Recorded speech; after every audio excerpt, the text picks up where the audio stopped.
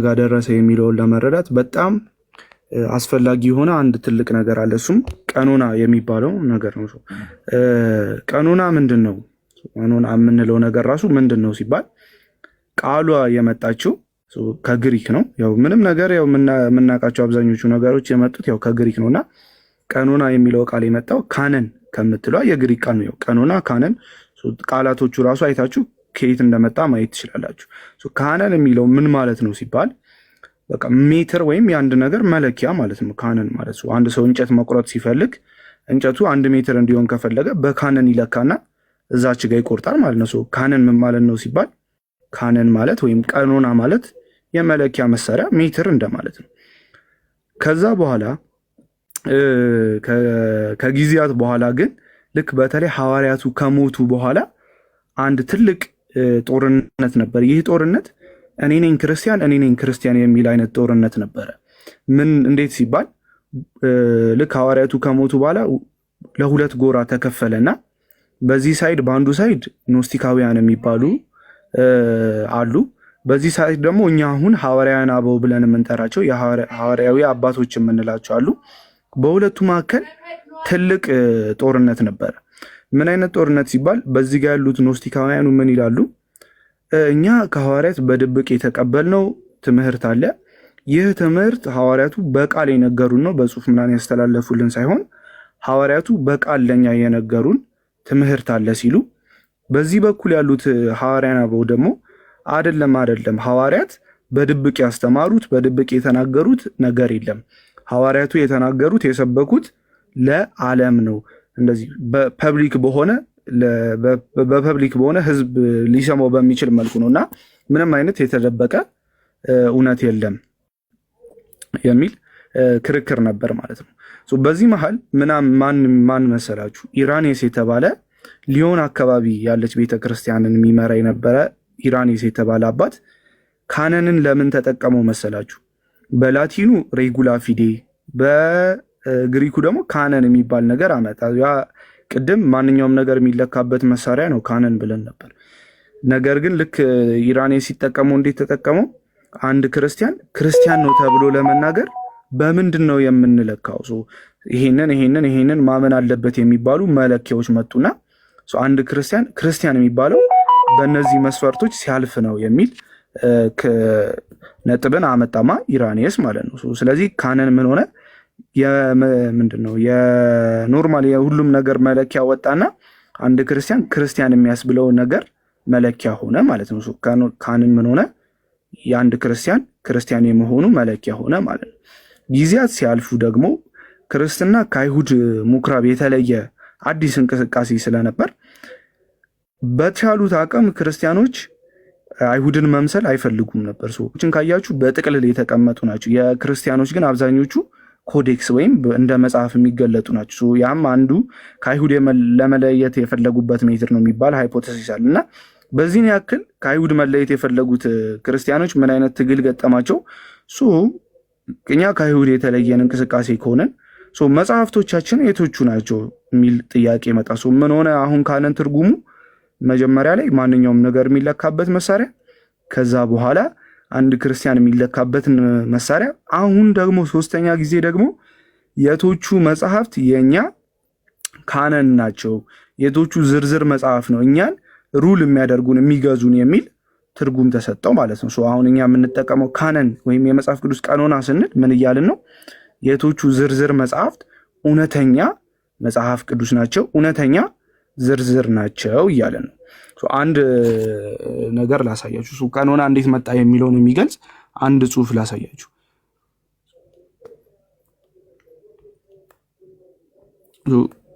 ይህ ጽሑፍ በኒቂያ ጉባኤ ላይ የተፈጠረን አንድ ታሪክ ያትታልና በዚህ ታሪክ ላይ እንዲህ ይላል። ጉባኤው ቀኖናዊ መጽሐፍትና ቀኖናዊ ያልሆኑ መጽሐፍትን እንዲህ ባለ መንገድ ለይቶ አሳይቷል። እንዴት ሲባል ሁሉንም መጽሐፍት በእግዚአብሔር ቤተ መቅደስ ገበታ ላይ አኖሩት። ከዚያም ጸለዩ፣ እግዚአብሔርንም ለመኑ። በአምላክ መንፈስ የተጻፉት መጽሐፍት በገበታው ላይ እንዲሆኑ የውሸት መጽሐፍት ደግሞ በታች እንዲወድቁ ለመኑ፣ በትክክልም እንደዚያ ሆነ ይላል። ሲኖዲከስ ቪተስ የተባለ ስለ ኒቂያ ጉባኤ የሚያትት ሰነድ ነው። በጣም ደስ የሚል ክርስቲያኖች በዚህ መልኩ መጽሐፋቸውን ካገኙ በጣም የሚያስገርም ታምራታዊ የሆነ የአምላካዊ ጣልቃ ገብነት ያለበት የመጽሐፍ ዝርዝር ይሆን ነበረ። ነገር ግን በሚያሳዝን ሁኔታ እኔም እናንተም እንድናዝን በሚያደርግ ሁኔታ ይሄ ሐሰተኛ ሰነድ ነው። ልክ ኒቂያ ጉባኤ ካለፈ ከ600 ዓመት በኋላ የመጣ ሐሰተኛ ሰነድ ነው። ስለዚህ እንደዚህ አይነት ምንም አይነት መለኮታዊ የሆነ ከአንድ አካል አንደኛ መለኮታዊ የሆነ ሁለተኛ ደግሞ ከአንድ አካል ወይም ከአንድ ቤተክርስቲያን ወይም ከአንድ ስልጣን የወረደ ምንም አይነት የዝርዝር ቀኖና የለም። ይህንን ተቀበሉ ብሎ ከሆነ ጊዜ በኋላ እንድንቀበል ያደረገን አካል የለም ማለት ነው። ምን ያስፈልጋል ሲባል በተቻለን አቅም መቆፈር ያስፈልገናል፣ ትክክለኛውን የመጽሐፍ ቅዱስን ቀኖና ለማወቅ ማለት ነው። እንደዚህ አይነት ምንም አይነት ከበላይ ያለ ስልጣን የሰጠን አካል የለም። አሁን የምንጀምረው ምን ላይ ነው ሲባል ክርስቲያኖች ዝም ብሎ ከመሬት የበቀለ እምነት አይደለም።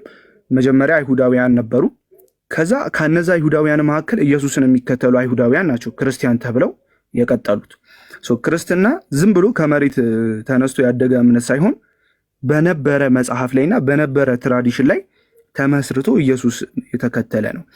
ለመጀመሪያዎቹ ክርስቲያኖች ማለትም ለሐዋርያቱ ክርስቶስ ምን ነበረ ሲባል ክርስቶስ የነዛ የብሉይ ኪዳን መጽሐፍት ፍጻሜ ነው። ልክ ኢየሱስ ክርስቶስን ሲያዩ ሐዋርያት የሚያዩት የመጽሐፍ ቅዱስን ብሉይ ኪዳን ላይ የተጻፈው ነገሮች የሕጉ የነቢያቱ የነዚያ ሁሉ ፍጻሜ አድርገው ነበር ኢየሱስ ክርስቶስን የሚከተሉት።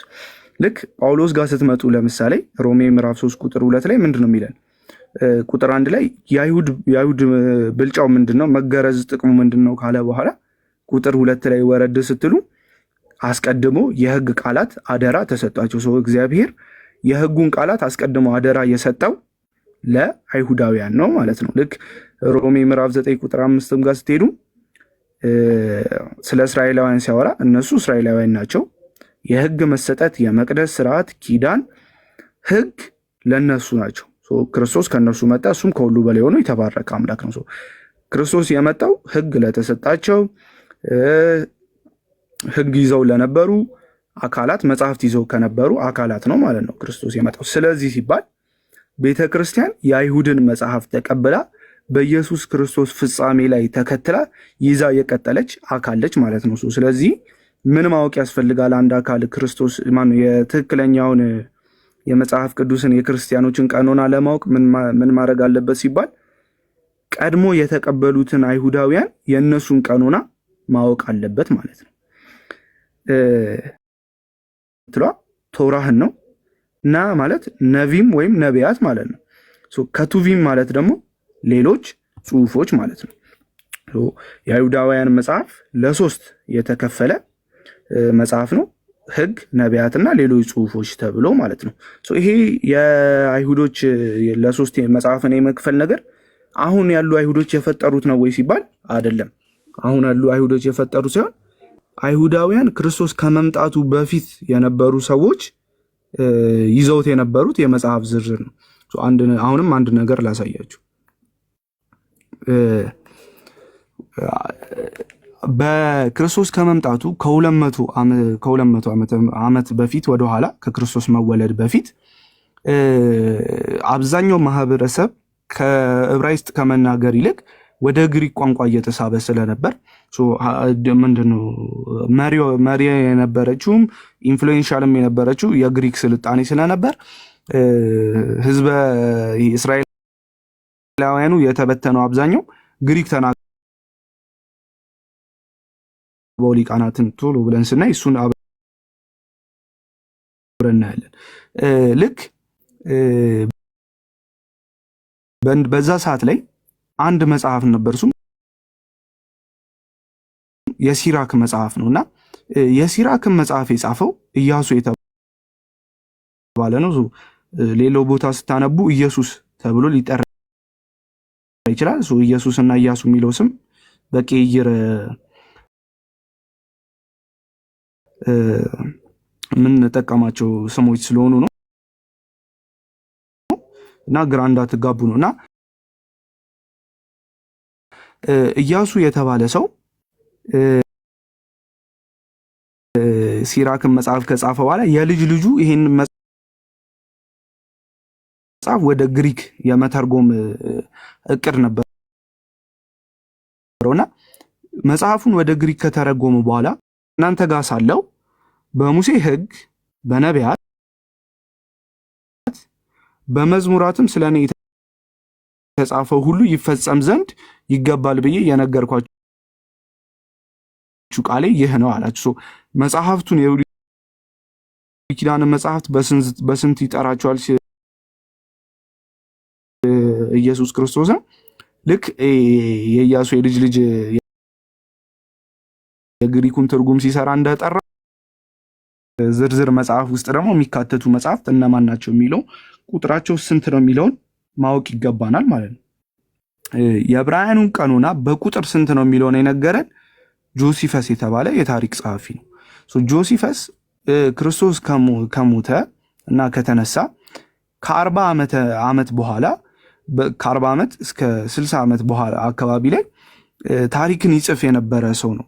40 ዓመት ስል 40 ዓመተ ምህረት ሲሆን ክርስቶስ ከሞተ 40 ዓመት ካለፈ በኋላ ማለት ነው። እስራኤላውያን ምን አይነት እንደነበሩ ስለነሱ ታሪክ በሰዓቱ ስለነበረው አብዛኛው መረጃ የሚገኘው ከጆሲፈስ ነው አንዱ እና የአይሁድ መጽሐፍት ስንት ናቸው የሚለውን ጆሲፈስ ይነግረናል። ንጽጽሩን ሲያደርግ ጆሲፈስ ግሪካውያኑ በጣም ብዙ መጽሐፍ ስላላቸው እኛ አይሁዳውያን እንደነዛ እንደ ግሪኮቹ አይደለንም ብሎ ነው ንጽጽር እየሰራ ያለው ጆሲፈስ። አጌነስት አፒዮን መጽሐፉ 1:38 ላይ እንዲህ ይላል፣ እኛ አይሁዶች በአይሁዶች ዘንድ እንደ ግሪኮች የሚጣለንም ካለ በኋላ 22 መጽሐፍት ብቻ አሉን ብሎ ይገልጿል ጆሲፈስ። በሰዓቱ የነበሩ አይሁዳውያን ይሄ በሶስት ጥቅል የተጠሩት መጽሐፍት በቁጥር ስንት ናቸው ሲባል 22 ናቸው። እነዚህ የሁሉንም ያለፈውን ዘመን ታሪክ የያዙ ሲሆን ይላል እንደ አምላካዊ ጽሑፍ በትክክል የሚታመኑ ናቸው። እነዚህም ካለ በኋላ ከፍጥረት አንስቶ እስከ ሙሴ ሞት ድረስ ያለውን ሕግ ሲነግረን ይላል ከሙሴ ሞት አንስቶ ደግሞ እስከ አርጤክስስ ያለውን ደግሞ ነቢያት በ13 መጽሐፍት ይነግሩናል ይላል። የተቀሩት አራት መጽሐፍት ደግሞ አምላክን ማመስገኛ መዝሙሮችና ሰዎች እንዴት እንደሚኖሩ የሚያስተምሩ ስርዓቶችን የሚገልጹ መጽሐፍት ናቸው ብሎ ጆሲፈስ ይነግረናል። ስለዚህ አይሁዳውያኑ በሶስት ጥቅልል የሚጠራ ሕግ፣ መዝሙራትና ነቢያት ተብሎ እነዚህ ሶስት ጥቅልል የሚጠሩ መጽሐፍት ደግሞ በቁጥር 22 የሆኑ መጽሐፍት እንደሆኑ ጆሲፈስ ይነግረናል ማለት ነው። ሌላኛው ከ70 ዓመተ ምህረት እስከ 200 ዓመተ ምህረት ባለው ጊዜ 24 የሚለውን ቁጥር በተመሳሳይ ሁኔታ እናገኛለን። በመጀመሪያ ደረጃ 24 የሚለውን ቁጥር የምናገኘው ከቶማስ ወንጌል ላይ ነው። የቶማስ ወንጌል ላይ ደቀ መዛሙርቱና ኢየሱስ በሚያወሩበት ሰዓት ምን ይላሉ? ደቀ መዛሙርቱ እንደዚህ ይላሉ፣ በእስራኤል 24 ነቢያት ተናግረዋል፣ ሁሉም ስላንተ ተናግረዋል። እርሱም መልሶ እንዲህ አለ፣ በፊታችሁ ካለው ሕያው ሰው ሸል ብላችሁ ስለሞቱ ሰዎች ትናገራላችሁ ይላል። የቶማስ ወንጌል ላይ ባርቴርማን የተረጎመው ገጽ 323 ላይ እና የቶማስ ወንጌል ላይ ቶማስ ወንጌልን ተቀበሉና ቶማስ ወንጌል እውነት ነው እያልኩ አይደለም፣ ግን ቶማስ ወንጌል በሰዓቱ የነበረውን የአይሁዳዊ መረዳት ይነግረንም፣ ጸሐፊው አይሁዳዊ ስለሆነ ማለት ነው። ስለዚህ በሰዓቱ የነበሩ አይሁዳውያን 24 መጽሐፍ አሉዥን አለ 24 መጽሐፍት እንደሚቀበሉ ኤክስፕሊሲትሊ ሳይሆን 24 የሚለውን ቁጥር ግን ሰጀስት ያደርገናል። ሌላኛው በዛው ቶማስ ወንጌል በተጻፈበት አካባቢ አራተኛ ዕዝራ ወይም ሁለተኛ ዕዝራ የሚባለው የራእይ መጽሐፍ ነው። ዕዝራ የሚባል አካል ያየው የራእይ መጽሐፍ ነውና እዛ ላይም መጽሐፍት እንደተጻፉና 94 መጽሐፍት ማለትም 24ቱ መጽሐፍት በግልጽ በማንኛውም ሰው የሚነበቡ ሲሆኑ የተቀሩት 70 መጽሐፍት ግን ዝም ብሎ ተደብቀው ያሉና ውስጣቸው በጣም ሚስጥር ያለ ነገር ግን ሁሉም እንዲያነበው በግልጽ ያልወጣ መጽሐፍት አይነት ህልምን ራእይን ያያል። እዝራም በተመሳሳይ 24 የሚለውን ቁጥር ዓለም አቀፋዊ የሆነ ግልጽ የሆነ መጽሐፍት እንዳሉ ይጠቁመናል። ቅድም ጆሲፈስ በቁጥር 22 ናቸው እና እነሱም ህግ፣ መዝሙራን፣ ነቢያት ነው ብሎናል። የቶማስ ወንጌልና የእዝራ መጽሐፍ ደግሞ እነዚህ መጽሐፍት 24 እንደሆኑ አሉዥን ይሰራሉ። አሁን 24 ነው ወይስ 22 ነው የሚል እንትን ውስጥ ይገባል ማለት ነው። 24ም 22ም የሚለው በይዘት አንድ አይነት መጽሐፍት ናቸው እና ምንድነው 22 እና 24 ያስባላቸው ሲባል 22 የሚሉት በኋላ እናየዋለን። 22 የሚሉት የአይሁድ የዕብራይስጡ የፊደላት መጠን 22 ስለሆነ እነዚህ 22 ፊደላት ከ22 መጽሐፍት ጋር ለማገናኘት በማለት መጽሐፍትን እያጣመሩ ይቆጥራሉ። እንዴት ሲባል ለምሳሌ አንደኛ፣ ሁለተኛ ሳሙኤል፣ አንደኛ፣ ሁለተኛ ነገሥት ስንል እነዚህን እንደ አንድ መጽሐፍት ሊጠሩ ይችላሉ። ወይም ሳሙኤል፣ ሁለቱን ሳሙኤል እንደ አንድ፣ ሁለቱን ነገሥት እንደ አንድ፣ እንደዚህ ሰቆቃወ ኤርምያስን ከኤርምያስ ጋር ሊያደርጉት ይችላሉ። የሩትን መጽሐፍት ከመሳፍንት ጋር ሊደባልቁት ይችላሉ። ነቢያት፣ እነዚህ ትናንሽ ጽሑፍ ያላቸው ነቢያትን ደግሞ እንደ አንድ መጽሐፍ 12ቱን እንደ አንድ መጽሐፍ ሊያደርጉ ይችላሉ። እንዴት ያደርጉታል የሚለው 22 ለማምጣትና 24 ለማምጣት ስለሆነ ከአንድ አካል ወደ አንድ አካል ሊለያይ ይችላል። ነገር ግን ዓላማው ምንድነው ሲባል የዕብራውያኑ የፊደላት መጠን ጋር እኩል ለማድረግ የሚደረግ ነው ማለት ነው 22 የሚለው። እሺ 24 ሲባል 24 የሚለው ቁጥር ይሄ ከሁለተኛው መቅደስ ጋር የሁለተኛው መቅደስ አካባቢ የነበሩ ራእዮችና ዮሐንስ ራእይም ጋር ስትመጡ 24 የሚለው ቁጥር ይሄ ከራእይ ጋር የተያያዘ ቁጥር ነው። ዮሐንስ ራእይ ጋር ስታዩ 24ቱ ሽማግሌዎችን ታያላችሁ። ሌሎች የሁለተኛው መቅደስ አካባቢ ጋር የነበሩ ሌሎች ጽሑፎችም ላይ 24 የሚለው ቁጥር ከራእይ ጋር የተያያዘ ቁጥር ነው። ሌሎች ሰዎችም 24 የሚለውን ቁጥር በራእያቸው በተደጋጋሚ እንዳዩት ጽፏል። ስለዚህ 24 የሚለው ቁጥር ከአምላካዊ ከሆነ ልምምድ ጋር የተያያዘ ስለሆነ መጽሐፍቱን 24 የማድረግም ልምምድ ነበር ማለት ነው። አሁን ደግሞ መጽሐፍቱን ቅድም 22 ለማምጣት ነበር፣ አሁን ደግሞ 24 ለማምጣት መጽሐፉን በራሳቸው መንገድ ኦርደር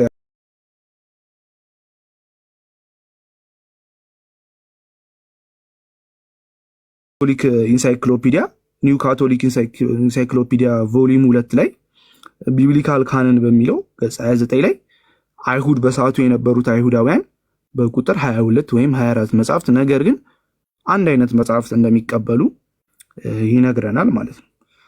ከጊዜ ሂደት በኋላ አሁን እስካሁን ያየነው የነበረው ይሄ ውይይቱ በአይሁዳውያን ነው። ዕብራውያንን መጽሐፍ ካያችሁ በአብዛኞቻችን አይተናል። የዕብራውያንን መጽሐፍም ካያችሁ የአይሁዳውያን የአምልኮ ስርዓታቸው ምናምን በሙሉ የተያዘው ከምን ጋር ነው? ከቤተ መቅደሱ ስርዓት ጋር ነው። 70 ዓመተ ምህረት ላይ ደግሞ ይሄ የእምነታቸው በሙሉ ይሄ የአምልኮ ስርዓታቸው በሙሉ የተገናኘው ይሄ መቅደስ ፈረሰ። አይሁዳውያን ምን ሆኑ? ይሄ ዕለት ተዕለት ይፈጽሙት የነበሩ በቤተ መቅደስ ያሉ የአምልኮ ስርዓታቸው በሙሉ ማድረግ አልቻሉም፣ ተበተነ ማለት ነው። ይሄ እንዳይሆን በማለት የአይሁድ መምህራን እንዴት ነው ይሄንን የአምልኮ ህይወታችንን እንዴት ነው የምናድሰው በሚል ዓላማ ጀምኒያ በምትባል ቦታ ላይ ተሰበሰቡ ማለት ነው። በሰዓቱ ከተነሱ ርዕሶች መካከል አንዱ ምንድነው ሲባል ቅዱሳን መጽሐፍት ከተነኩ በኋላ ዝም ብለን ሌላ ዕቃ ደግሞ አንነካም። ቅዱስ የሆነውን መጽሐፍ ነክቷልና እጃችን ረክሷል፣ እጃችንን መታጠብ አለብን የሚል ልማድ ነበራቸውና ታዲያ ሲባል አንዳንድ ጥርጣሬ የነበረባቸውን መጽሐፍት እነዚህ መጽሐፍት እጃችንን ያቆሽሻሉ የሚል ጥያቄ ተነሳ ማለት ነው። ለምሳሌ መጽሐፍ አስቴር ከሆነ መጽሐፍት አስቴርን እጃችን ከተነካ በኋላ ይቆሽሻል። መክብብ ከሆነ መክብብን ከነካ በኋላ ወይም መኃልየ ከሆነ መኃልየን ከነካም በኋላ እጃችንን መታጠብ አለብን የሚል ጥያቄ መነሳት ጀመረ ማለት ነው። እዛ ውይይት ላይ ሶስቱንም መጽሐፍ መክብብን፣ መኃልየ ዘሰለሞንን፣ መጽሐፍ አስቴርም አዎ ያቆሽሻሉ በሚል ነው የተደመደመው ውይይቱ። አሁን ይሄን ውይይት በሁለት ጽንፍ ይወሰዳል። አንዱ ጽንፍ በቃ ምንም ከቀኖና ጋር አይገናኝም፣ ለቀኖና መጠቀስ የለበትም የሚል ጽንፍ አለ። አንዱ ጽንፍ ደግሞ ቀኖናን አይሁዳውያን ጀምኒያ ላይ ወስነዋል የሚላል። ሁለቱም ልክ አይደለም። ቀኖናውያን ማነው ቀኖናቸው የአይሁዳውያን በቁጥር 22 የሆነ በክፍል ደግሞ ለሶስት የተከፈለ ሕግ ነቢያትና ጽሑፎች ተብሎ የተከፈለ 3 ክፍል መጽሐፍ እንደነበር ከድሮም የታመነ ነበረ። ነገር ግን አንዳንድ መጽሐፍት ላይ ጥያቄ ስለነበር ያንን ጥያቄ የመለሰ መጽሐፍ ነው። በቀኖና ላይ አስተዋጽኦ አለው። ነገር ግን ምንም አይነት የተወሰነ ቀኖና እዛ ላይ የለም ማለት ነው። የአይሁዳውያን መጽሐፍ በቁጥር 22 ወይም 24 በክፍል ደግሞ ለሶስት የተከፈሉ መጽሐፍት እንደሆኑ መረዳት አለብን ማለት ነው። ይሄ 22 እና 24 የሚለው ሲበተን ጋይስ አሁን ወንጌላውያኑ ፕሮቴስታንት እጅ ላይ የምታዩት እኔ እጅ ላይ የምታዩት የ66ቱ መጽሐፍ ላይ ያሉት 39ኙ መጽሐፍ ናቸው። 22ቱ ወይም 24ቱ ሲበተኑ ማለት ነው። ከጊዜያቱ ሂደት በኋላ ይሄ አይሁዳውያን እንደዚህ የመሰለ ቀኖና ነበራቸው። ደግሞ የራሳቸውን እንቅስቃሴ ሲጀምሩ በሚያስገርም ሁኔታ ለአይሁዱ ቁጥር ለመታመን የቻሉትን አቅም አድርገዋል። ክርስቲያኖች በራሳቸው የፈጠሩት ምንም አይነት ቀኖና የለም። ከአይሁድ ለተቀበሉት ቀኖና ግን ታማኝነት አሳይቷል። ከየት እናውቃለን ይህን ሲባል የመጀመሪያ የምናገኘው መሊጦ የተባለ ሰው ነው። መላጢዎስ የሚል አይቻለው ስሙን ወደ አማርኛ፣ ግን እኔ በጣም ስሙ የሚመቸኝ መሊጦ ስለሆነ መሊጦ ነው የምለው። መሊጦ የተባለ የቤተ ክርስቲያን አንድ አባት ነበር፣ ሰርዴስ ውስጥ ያለ ወንድሙ አናሲሞስ የሚባል ወንድሙ ይጠይቀዋል። የቶቹን መጽሐፍ ነው እኔ መቀበል ያለብኝ? የቶቹን መጽሐፍ ናቸው ትክክለኛ ከአይሁድ የተቀበልናቸው መጽሐፍት እያለ መሊጦን ይጠይቀዋል። እና መሊጦ ይህንን ለማጣራት ብሎ ይጓዝና ይህንን አጣርቶ ተምሮ መጥቶ በዝርዝር መጽሐፍቶቹን ይነግረናል። ይህንን ላሳያችሁ። መሊጦ የላከውን ደብዳቤ ማለት ነው፣ ወደ ወንድሙ የላከውን ደብዳቤ አጥንቶ ሲመጣ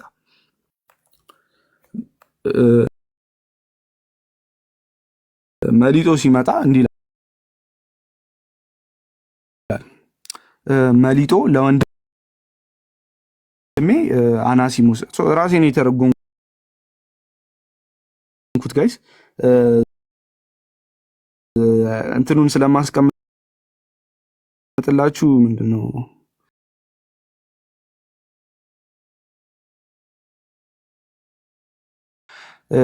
ወንድ ማነው መሊጦ ለወንድሜ አናሲሞስ ይላል። ሰላም፣ በቃሉ ላይ ባለህ እምነት ብዙ ጊዜ ስለ አዳኛችንና ስለ አጠቃላይ እምነታችን ከሕግና ከነቢያት ነገሮችን ለማውጣት ካለህ ቅናት እንዲሁም የጥንታውያን መጽሐፍት በትክክል ሲሆንና ስለ ቅደም ተከተላቸው ለማወቅ